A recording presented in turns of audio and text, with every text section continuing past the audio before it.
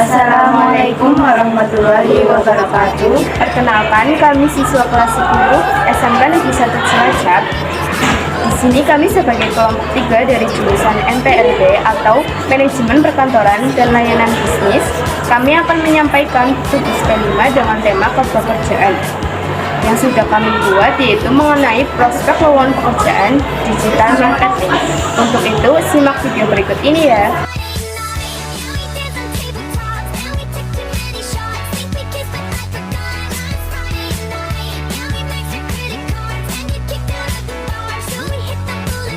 Kompetensi kalian atau jurusan MPLB merupakan singkatan dari Manajemen Perkantoran dan Layanan Bisnis yang merupakan perubahan nama dari otomatisasi tata kelola perkantoran. Nah, lulusan program atau kompetensi ini memiliki kemampuan salah satunya adalah sebagai digital marketing. Sebelum masuk ke penjelasan lowongan pekerjaannya, kami jelaskan terlebih dahulu apa sih yang dimaksud dengan digital marketing. Digital marketing dapat diartikan sebagai kegiatan pemasaran atau promosi suatu merek atau brand produk atau jasa yang dilakukan melalui media digital. Tujuan pemasaran ini adalah menjangkau sebanyak-banyaknya pelanggan dengan cara efisien, relevan, dan praktis. Jika pemasaran tradisional menggunakan media cetak sebagai sarananya, pemasaran digital dapat menggunakan media-media daring. Nah, sehubungan dengan bidang kerja tersebut, kami akan menjelaskan salah satu lowongan kerja yang kami dapatkan dari PT Infomedia Solusi Humanika. Berikut penjelasannya. PT Infomedia Solusi Humanika atau dikenal dengan ISH berdiri pada tanggal 24 Oktober 2012, merupakan anak perusahaan dari PT Infomedia Nusantara, bagian dari Telkom Group yang bergerak dalam bidang Human Capital Service. PT Infomedia Solusi Humanika ini membuka lowongan kerja di bidang marketing dengan ketentuan sebagai berikut. 1. Karyawan bekerja di kantor sesuai dengan ketentuan hari kerja, yaitu Senin sampai Kamis, dan jam kerja yaitu pukul 8 pagi sampai 5 sore. 2. Pendidikan yang dicari yaitu minimal SMA, SMK sederajat. Nah, jika kita mempunyai minat dalam bidang marketing ini, tentu saja kita sebagai siswa-siswi SMK mempunyai peluang untuk bekerja di perusahaan ini. 3. Untuk jenis kelamin bisa wanita ataupun laki-laki. 4. Maksimal usia yang dicari yaitu 35 tahun. Nah, kami sebagai pelajar SMK kelas 10 tentunya masih mempunyai kesempatan yang sangat panjang untuk bisa masuk ke pekerjaan ini. 5. Memiliki pengalaman di bidang sales atau penjualan minimal 1 tahun. Tentu saja dengan usia kita yang masih jauh dari batas maksimal yang dicari oleh perusahaan, kita bisa memanfaatkan waktu tersebut untuk mencari pengalaman terlebih dahulu. Bisa dilakukan dengan cara berjualan di sekolah ataupun di luar sekolah, atau nanti ketika kita lulus SMK kita bisa belajar untuk menjadi sales. Pekerjaan ini juga membutuhkan skill komunikasi yang bagus, kemampuan untuk menjual dan mencari pelanggan. Nah, sesuai kriteria yang sudah disebutkan, maka untuk bisa masuk ke lowongan pekerjaan ini, mulai sekarang kita harus belajar bagaimana nih cara berkomunikasi dengan sesama supaya komunikasi kita dengan lawan bicara itu jelas dan mudah dipahami, dan kata lain tidak terbelit-belit. Yang kedua, kita juga harus mempunyai kemampuan bagaimana cara untuk menjual produk supaya konsumen itu tertarik dengan produk yang kita jual. Tentunya produk yang kita produksi dan kita jual itu harus mempunyai standar kualitas yang baik. Selain kemampuan untuk menjual, kita juga harus mempunyai kemampuan untuk mencari pelanggan.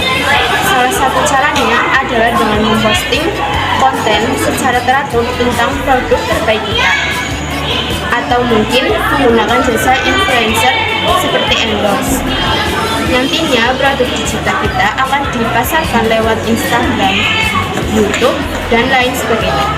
Deskripsi pekerjaannya yaitu: pertama, melakukan penjualan unit kendaraan sesuai target.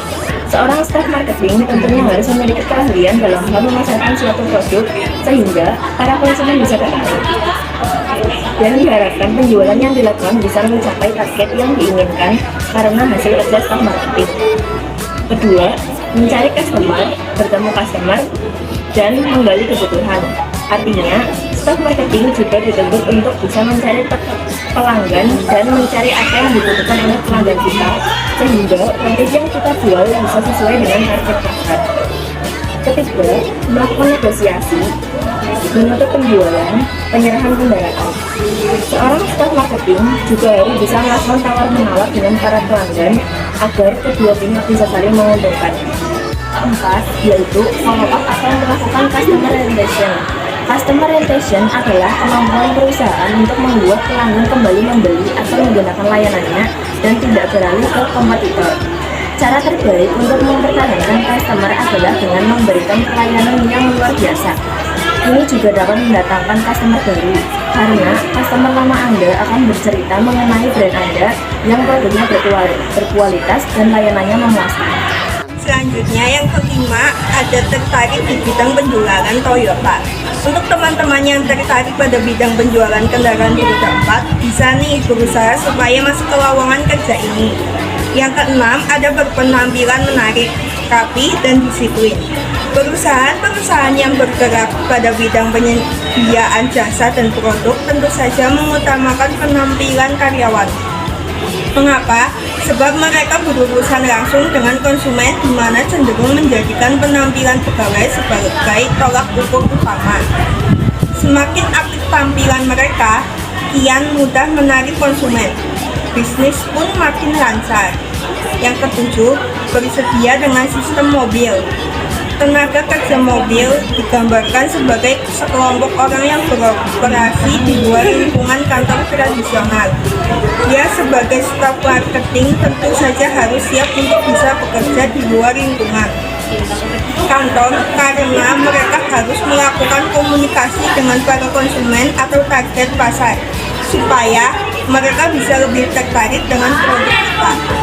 Banyak perusahaan digital marketing asal Indonesia yang kini sudah memiliki omset yang besar dan menjadi inspirasi banyak anak bangsa.